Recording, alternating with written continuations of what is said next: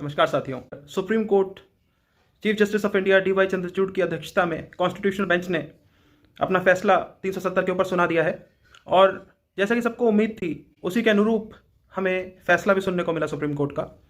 उन्होंने 370 को जो केंद्र सरकार ने हटाया था उस बात को अपहोल्ड किया है। उसके साथ उन्होंने ये भी कहा कि 370 जो है वो एक अस्थायी अनुच्छेद था हमारे संविधान का, जो कि उस समय की परिस्थितियों को ध्यान में रखते हुए जम्मू कश्मीर को एक विशेष दर्जा दिया गया था, क्योंकि वो अस्थायी था, उसको अब हटा दिया गया है।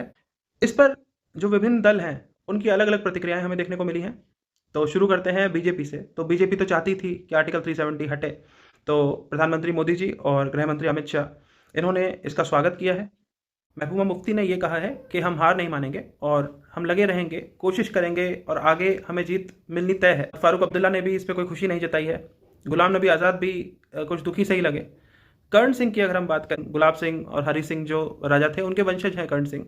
तो कर्ण सिंह ने ये कहा है कि ये एक टेम्पररी फिनोमिनन था, टेम्पररी आर्टिकल था कॉन्स्टिट्यूशन का, तो ठीक है इसको हटा दिया गया है, लेकिन अब जो स्टेटहुड है वो जल्दी से जल्दी रिस्टोर हो जाना चाहिए कश्मीर का, क्योंकि जो स्टेटहुड ले लिया गया है तो इसके बाद कश्मीर की जो स्थिति है, पोजीशन है, वो हिमाचल और हरियाणा से भी नीचे आ चुकी है।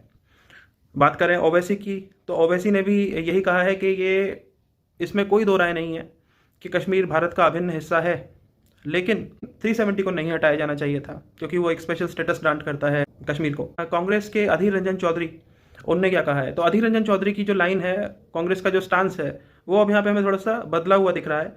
कर्ण सिंह ने भी वही कही जो कांग्रेस के नेता हैं, और अधीर रंजन चौधरी ने भी यही कहा कि 370 एक टेम्पररी प्रोविजन था हमारे कॉन्स्टिट्यूशन में, उसको हटा लिया गया है। तो ये तो होना ही था और ऐसा हुआ है।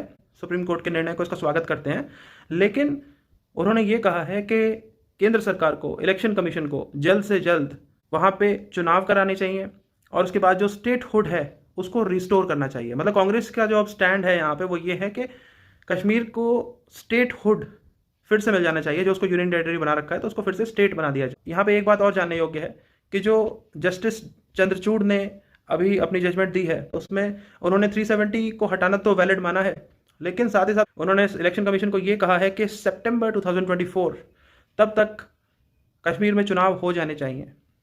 तो देखते हैं आने वाले समय में क्या देखने को मिलता है। आपकी इस पर क्या राय है, जरूर साझा करें। धन्यवाद।